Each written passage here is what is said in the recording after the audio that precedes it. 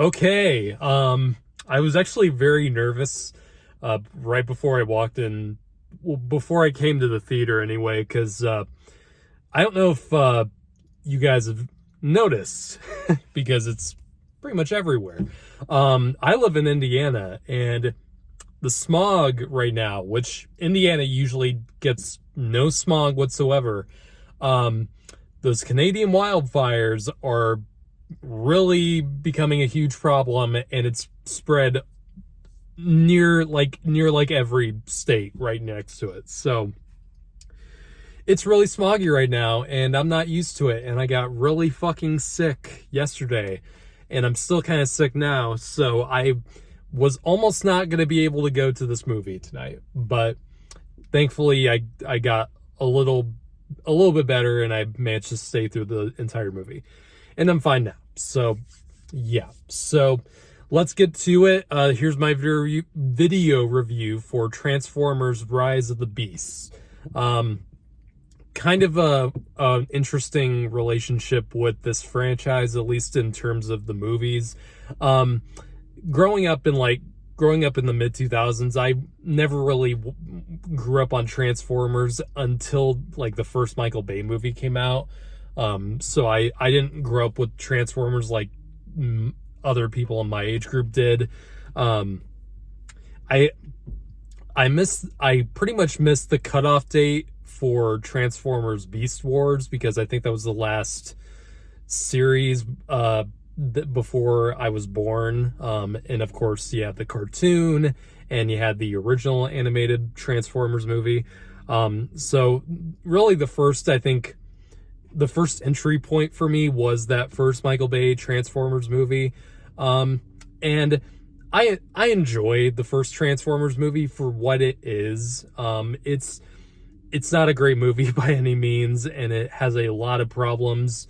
And the problems kind of seem to get worse the more time goes on.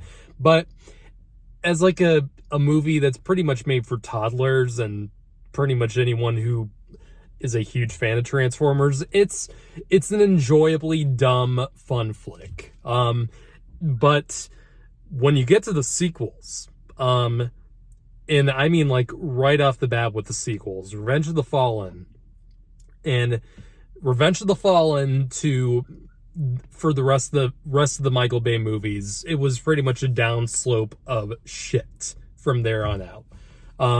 Revenge of the Fallen and The Last Night, the fifth Transformers movie, two of the worst movies that I think Hollywood has ever produced, in my opinion.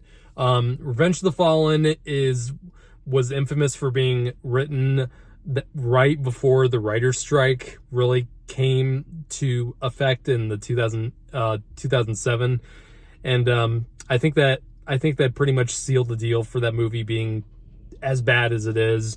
Transformers The Last Night had no excuse for being that as bad as it fucking was.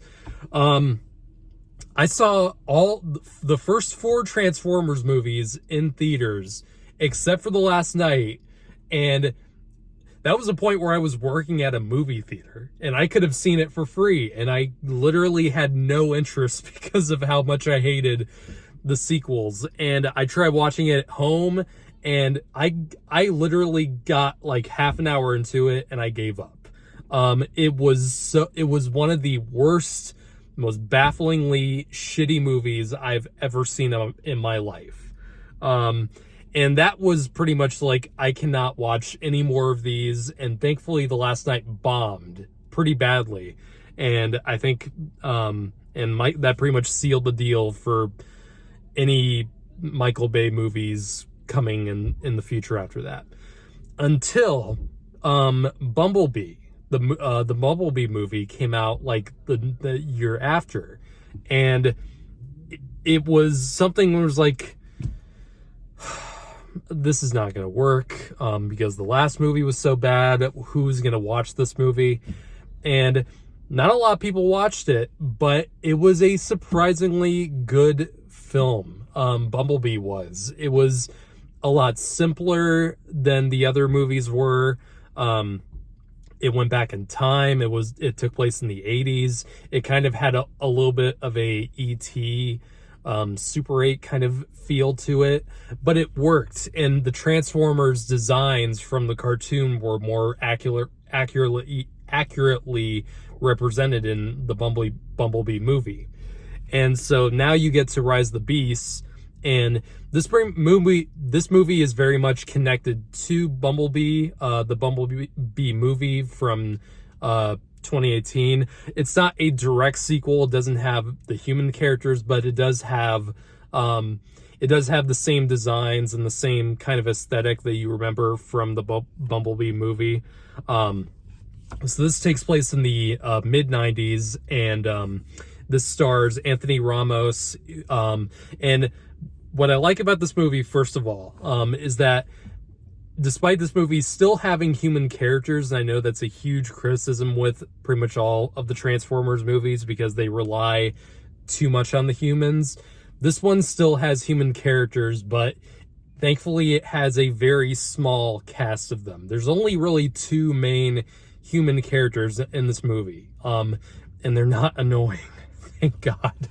And basically the plot of this is that after the events of Bumblebee, the main one of the big baddies in the Transformers storyline, Unicron, which is basically a gigantic planet-eating Transformer, and it's Terracons, not the Decepticons, even though you might at first think they are the Decepticons. They come to Earth looking for the key, which will bring Unicron to planet Earth, and where it will eat planet Earth. And the Autobots and Optimus Prime and all them are looking for that key, and they run into the Maximals, which are from the Beast Wars cartoon, which are kind of mirror images of the Autobots. I mean, the leader of the Maximals is literally named Optimus Primal, who's a gorilla version of Optimus Prime, and they kind of have to group together even though they don't like each other. They don't trust each other at first, and they have to team up to stop Unicron from destroying the planet. Pretty simple premise. It does kind of have remember the Allspark from the first Transformers movie? It kind of does that thing again, where it's the MacGuffin of this particular movie. But I had a lot of fun with this movie, surprisingly. I didn't really know what to expect from this movie because even though I liked Bumblebee, I was very afraid this movie was going to fall into these same traps that the Michael Bay movies did. And this is still produced by Michael Bay, but he did not direct it this time. This is directed by Stephen Caple Jr., who directed Creed 2 and a few other things. So, a talented director in his own right. And the thing that I liked about this movie is that this movie, even though it has a lot of similar things to it that the Michael Bay movies have, it does not fall into a lot of the same. It does not go to the extremes like Michael Bay's movies did. Like I said, the human characters in this movie are not at all a problem with this, because yes, some Transformers fans might be still mad that they're not allowing the Transformers to be the main characters, and I get that. I totally get that criticism, but I can tolerate human characters in a movie called Transformers as long as they're not fucking insufferable. And pretty much all of the Michael Bay movies have the most insufferable human characters that you could possibly imagine. Even Shia LaBeouf in the first movie was still fucking annoying, and that problem persisted throughout the rest of the movies. Even Mark Wahlberg got really annoying after a while, and I thought I was gonna like him when the fourth movie came out, and no, it didn't even work with him. And the Michael Bay movies just, because you are so annoyed by those human characters, and the fact that there's so many human characters in those movies where every time you watch them, it's like, okay, is this a Transformers movie? Because there's so much emphasis on dumb humor, a bunch of racist shit in those movies that really does not hold up well at all today. And yeah, it's those movies like went so extreme with so much of what they were doing that, yes, I know a lot of people did grow up with those movies in my age group, but I really don't like those movies. I don't think they hold up well at all. Like I said, the first Transformers is fine, but it's still, it's not the movie you grew up watching. If you were my age, because I was like 8 years old when the first Transformers movie came out. I mean, I was the perfect age group for that. And watching it as a 23-year-old, are you fucking kidding me? But no, this movie, Rise of the Beasts, it has actually likable human characters, the few that there are in the movie, because Anthony Ramos, who I am a big fan of, I think he's great in almost everything I've seen him in. Watching in the Heights, if you have not watched that movie, watch it. If you love musicals, I was so mad when that movie didn't do well at the box office, because that movie was amazing. And he's great in Hamilton too. So Anthony Ramos in this movie plays a character who, you know, who is going through his own struggles. He's trying to provide for his brother, his little brother, who is sick in the movie, and he's trying to provide for, you know, his mother. And you immediately like him because of how the movie does display what the characters are going through. You also have another character in the movie, I can't remember her name on the top of my head, but I liked her as well. The two of them, Anthony Ramos and her, have really good chemistry in the movie. It doesn't do the thing where it's the romantic.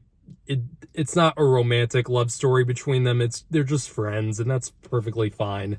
I don't need a Megan Fox-like character who's just there for eye candy. There's no character like that in this movie, thank God. And I hate comparing this movie to the other movies that follow, but when you're someone like me who really at a point really hates those Transformers movies before this one, I mean, you kind of have to, because I mean, this is pretty much a reboot. This is, in my opinion, this is a course correction for the franchise, and hopefully this is a direction that they stick with, because I think they do have something going for it, and I think they can keep going with it, especially how this movie ends. I won't say how it ends, but I'm really fucking curious about where they're going with that. That caught me off guard, and I'm kind of fascinated about where that's going. I'm not gonna lie.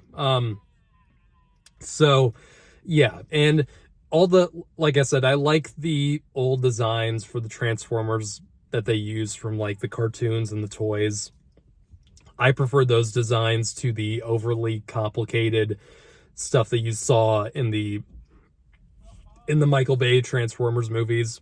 And I don't know. All I wanted from this movie was to not annoy me like the other movies did, and it did give me that. However, I will say this. As whether you love him or you hate him, Michael Bay is a very much, in this sense, an auteur. I don't like using that word for him, but it is true. That man has a style of his own. Like, you can't watch one of his movies and not think this is totally a Michael Bay movie. He has his own distinct style, and it is prevalent in every movie that he makes.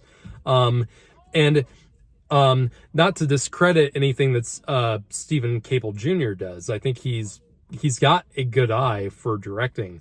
But I just, compared to someone like Michael Bay, who has a style that is so outlandish and is so prevalent.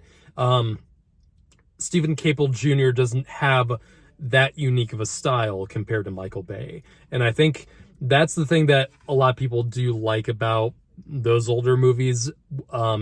Despite how over the top they are and how goddamn, annoying they can be, they have a unique style to them that's very mid 2000s, when that franchise started. And I think that's why a lot of people grew up liking those movies.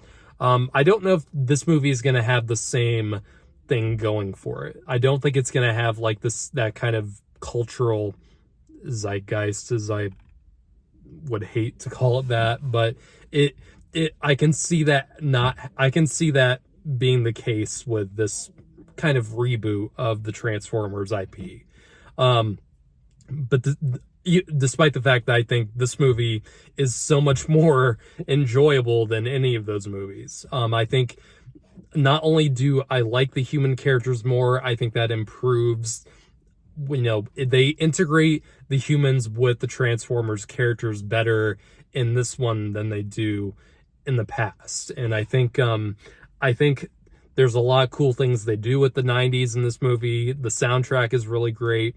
And there's a lot of great music cues, especially in the climax of the film. And there's a lot of fun things they do with the climax, especially. They do some really fun stuff with all the Transformers in this movie. Not only, Optimus Prime and Bumblebee, but you also get characters like RC and Mirage, who's played by Pete Davidson. I don't know. Pete Davidson's one of those weird guys where it's like it's impossible to tell whether... I can't tell if people love him or hate him for the most part.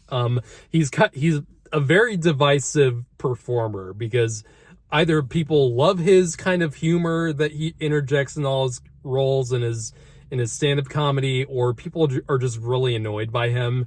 I am usually very amused by him. For the most part, I think he's very funny, and I even think he has a good dramatic sense to him, especially in a movie like King of Staten Island. I think he provided a lot of good comic relief in this movie, and he's pretty much the only comic relief character in this. And that was one of my biggest problems with the Michael Bay movies, is that every single character felt like a comic relief character. No other, besides like Optimus Prime, every other character felt like they were just a joke machine. And I hated that about those movies. For the most part, most of the characters in this take this straightforward, and they're not annoying or whiny like Shia LaBeouf is. And it knows to keep Pete Davidson's Mirage as the main comic relief, and that I like that just fine. So overall, I think this movie is a much deserved. I think it's a very fun Transformers movie. I don't know how well it's going to do at the box office.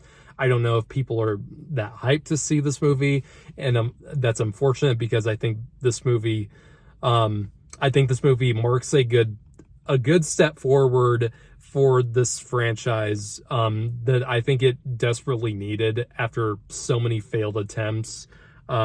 Despite the fact that those movies made money, which is just an anomaly to me how those movies made money. I mean, they're about giant robots, yes, but they're really not good. This and Bumblebee are easily, I think Bumblebee is the better movie than this, just because I think it's more simple, and it knows, that movie knew to keep it smaller scale, and I think that the movie works better for that. This movie does kind of follow a similar formula to the other Transformers movies, but I think the execution of that formula is just better in this one. So I don't know how people are going to react to this movie, but I personally really enjoyed it. I'm going to give this movie a 7 out of 10. I had a perfectly good and fun time with it. So if you guys have already seen this movie, tell me what you thought of it, and I'll see you guys later.